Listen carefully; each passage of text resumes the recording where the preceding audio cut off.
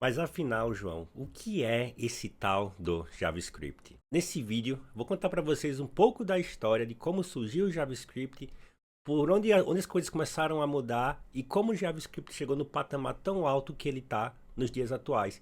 E por que é relevante, é importante para você aprender JavaScript nos dias de hoje, seja hoje em 2024, 2025, enfim, o JavaScript só vem ganhando mais e mais e mais mercado por causa do seu ecossistema muito rico. Mas vamos começar com a história aqui do JavaScript, voltando lá para 1995, quando o JavaScript foi criado. Então, em 2025, ano que vem, ou o ano atual, depende de quando você está vendo esse vídeo, o JavaScript vai fazer 30 anos. É uma linguagem já criada há bastante tempo atrás, mas que evoluiu muito com o passar dos anos. Essa linguagem ela foi criada por um cara chamado Brandon Ike. Na época, Brandon ele trabalhava numa empresa chamada Netscape. A Netscape ela desenvolvia o seu próprio navegador de mesmo nome, Netscape. E o Brandon Ike ele criou o JavaScript em, pasmem, 10 dias. Em 10 dias ele tinha uma versão funcional do JavaScript. Mas por que ele decidiu criar uma nova linguagem de programação? Muito simples. Lá voltando em 95, nessa época, os navegadores, as páginas web, na verdade, elas eram muito simples. Elas eram apenas HTML e CSS. O HTML e CSS, elas não provêm nenhum comportamento dinâmico nas páginas. Então, se você clicar em qualquer coisa dessa página, ela vai recarregar. Qualquer link que você clicar, ela vai causar um reload, ou seja, ela fica branca, aí muda para outra página, tem aquele efeito meio travado, enfim. Não é uma experiência legal para o usuário. A gente sabe bem disso. Quando a gente acessa um site que tem que fazer, mudar de página, que fica a tela branca, você fica meio perdido, não é legal.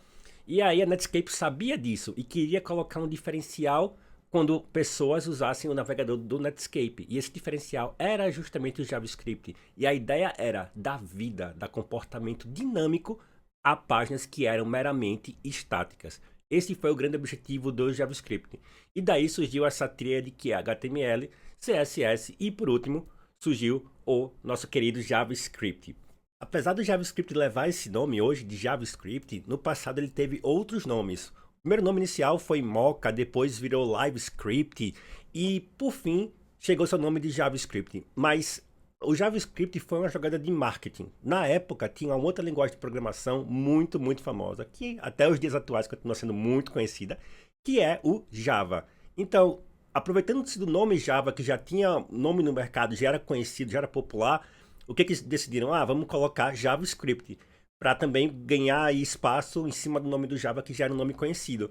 Só que eles não têm nada parecido. JavaScript é uma linguagem, o Java é outra linguagem, e eles não são iguais, não foram criados um a partir do outro, eles são bem diferentes um do outro. A única semelhança é o nome, que o JavaScript se aproveitou para ganhar espaço em cima do nome do Java, mas eles são bem diferentes. Se perguntarem se você sabe Java e você sabe fazer JavaScript, não diga que você sabe Java, porque são bem diferentes um dos outros. Uma característica que sempre esteve presente no JavaScript foi a sua flexibilidade. E aí foi por isso que muitas pessoas, muitos desenvolvedores é, com- decidiram aprender a linguagem pela sua flexibilidade. E isso acabou se tornando um problema no futuro, mais para frente. Lá em 97, mais ou menos, ah, foi necessário criar uma especificação, um padrão oficial do JavaScript de tão flexível, você conseguia fazer a mesma coisa de várias formas diferentes. E aí criava uma bagunça, e daí por isso foi decidido criar o ECMAScript como sendo o padrão oficial da linguagem JavaScript. E isso perdura até os dias atuais. O ECMAScript, você vai ouvir falar desse nome também.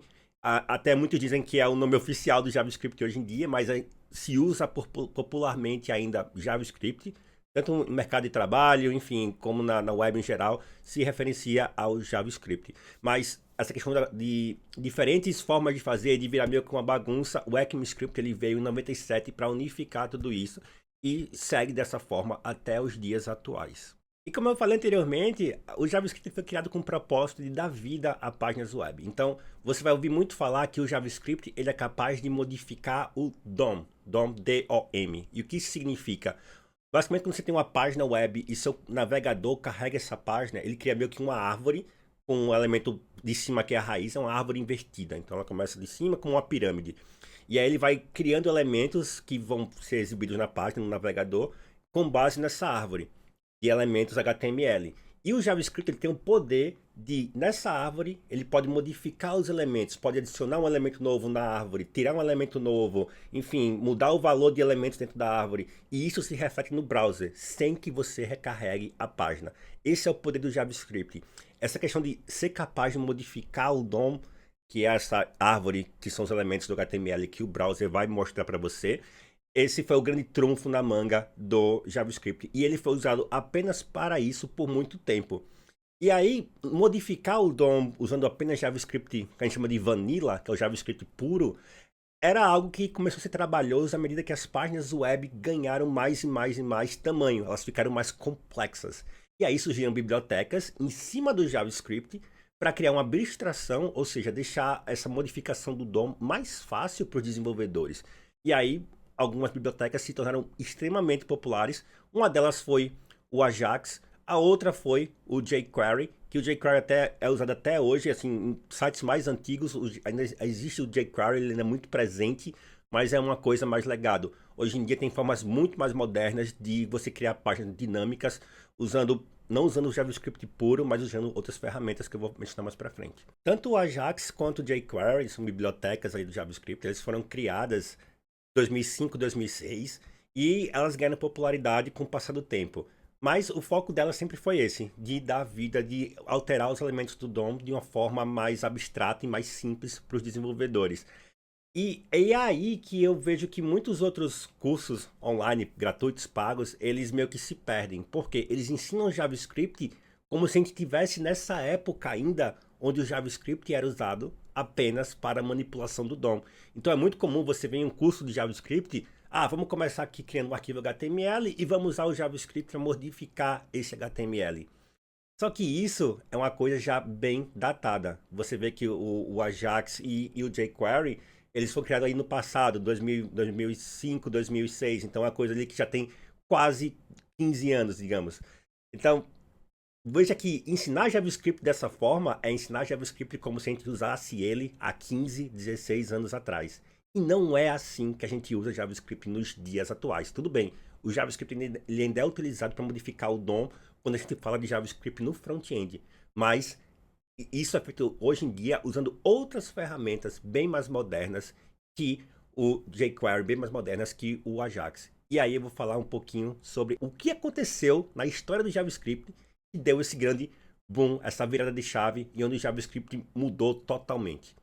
Tomando como referência 2025, é o ano da gravação desse vídeo, a gente vai voltar aí 15 anos atrás. 15 anos, não é pouca coisa, tá? Então, muitos cursos de JavaScript, eles estão olhando para a forma que era usado o JavaScript há 15 anos atrás. Mas há 15 anos atrás, em 2009, foi onde o JavaScript foi impulsionado por uma outra ferramenta que deu nova vida ao JavaScript. E eu estou falando aqui do querido Node.js, Node.js, que foi criado lá em 2009 por um cara chamado Ryan Dahl. Mas afinal, e o que é o Node.js? É uma linguagem de programação? O que é isso? Então vamos lá. Eu falei que o JavaScript ele era usado para modificar os elementos numa página HTML, para dar vida, para dar comportamento dinâmico. Você clicar no menu, ele expandir sem que recarregue a página. Era esse o papel do JavaScript lá atrás, antes do Node.js. E para isso funcionar, você tinha que ter uma página HTML, aí você tinha que importar um arquivo de JavaScript nessa página HTML, abrir essa página no seu navegador, Internet Explorer, Firefox, o que seja, e aí acessava o link daquela página, e aí sim você ia interagir com a página e o JavaScript ia atuar ali dentro do seu navegador, dentro do seu browser. E era assim que a gente usava o JavaScript até então. E aí o Ryan Dahl criou um Node.js. E o Node.js criou uma ruptura nesse padrão de como se usar o JavaScript. O Ryan Dahl criou o Node.js para a seguinte função: executar o JavaScript fora do navegador, fora do browser, no seu próprio computador, sem necessidade de instalar um browser, de acessar uma página HTML que carrega um JavaScript. E isso foi um divisor de águas absurdo no ecossistema do JavaScript. Isso deu nova vida ao JavaScript. Por muito tempo, o JavaScript foi uma linguagem secundária dos desenvolvedores, e eu me incluo nisso também. Eu usava Java lá no passado para criar sistemas web, e a gente usava JavaScript para dar alguns comportamentos dinâmicos, como exibir um alerta se você clicasse no botão, enfim, alguma coisinha mais simples, mas a linguagem principal para mim na época era o Java. Mas aí, com essa possibilidade de escrever JavaScript fora do browser, você criar, por exemplo, servidores back-end com JavaScript, Isso mudou totalmente o patamar da linguagem.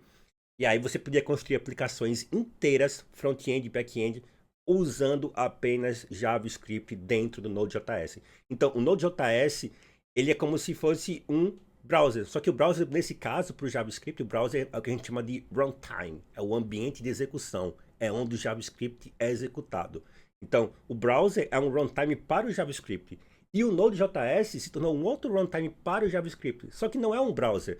É apenas, digamos assim, uma caixa onde você põe o código JavaScript dentro e o Node.js faz aquilo executar sem ser como um browser. Você pode, por exemplo, abrir o seu terminal, executar um comando chamando o Node e dizer: Node, executa esse arquivo para mim, esse arquivo JavaScript. E o Node vai fazer isso, sem ser no browser.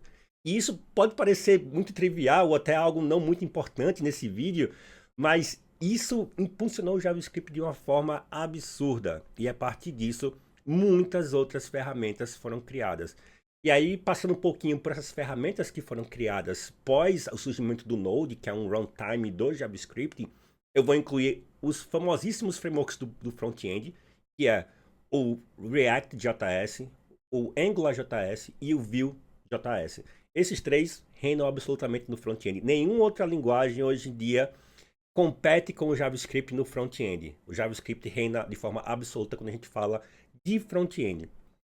Quando a gente fala de back-end, aí o JavaScript compete com outras linguagens de peso, como eu já falei aqui do Java, vou também incluir aqui o C Sharp, o Python, o próprio Go, enfim. Mas o JavaScript ganhou muito espaço no back-end graças ao Node. E depois do Node surgiram outros runtimes, ou seja, você não precisa usar apenas o Node para executar seu código JavaScript no back-end. Hoje em dia existem opções, você pode usar o Deno, que também é do mesmo criador, é do Ryan Dahl também.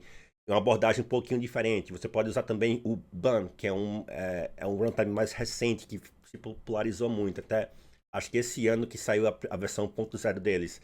Mas hoje em dia já existem alternativas de runtime para você executar o JavaScript fora do browser. Mas ainda assim, o Node, como foi o primeiro, reina de forma absoluta, é o mais utilizado de todos os runtimes do JavaScript, ainda é o Node.js. Então veja aqui que a história ela deu uma virada drástica graças ao surgimento do Node.js, que, salvo engano, hoje em dia já está na versão 22 e continua saindo novas versões desse runtime. A gente vai ver como instalar ele na próxima aula. Mas voltando ao ponto de por que aprender JavaScript hoje em dia, eu tenho alguns pontos que são bem fortes e eu acho que são relevantes para você tomar como referência e decidir, tá, JavaScript vai ser minha primeira linguagem de programação. É por isso que eu vou aprender JavaScript. E esses pontos são, primeiro, a flexibilidade que o JavaScript te dá. Como eu falei, você pode fazer agora front-end com JavaScript, você pode criar a criação de páginas, você pode fazer back-end, que é a parte do servidor que interage com o banco de dados, que interagem com outros sistemas web, que chama serviços, enfim. Essa parte de back-end também hoje em dia pode ser feita com JavaScript. Outra questão que você também pode fazer com JavaScript é usar para criação de aplicativos mobile. Você consegue usar isso, por exemplo, o React ele tem o React Native, que é basicamente o React para desenvolver aplicativos mobile, e você faz isso com JavaScript. Também, além disso, você consegue criar aplicações para desktop com JavaScript. Você consegue até criar aplicações usando Machine Learning, por exemplo, o TensorFlow, que é uma biblioteca extremamente famosa para Machine Learning. Ele tem uma versão dele escrita em JavaScript. Para você ver que o JavaScript cria tanto espaço no mercado, tanta possibilidade, que todo mundo hoje, quando cria algo, uma ferramenta nova, coloca assim, vou colocar uma versão para o JavaScript. De tão popular que isso se tornou.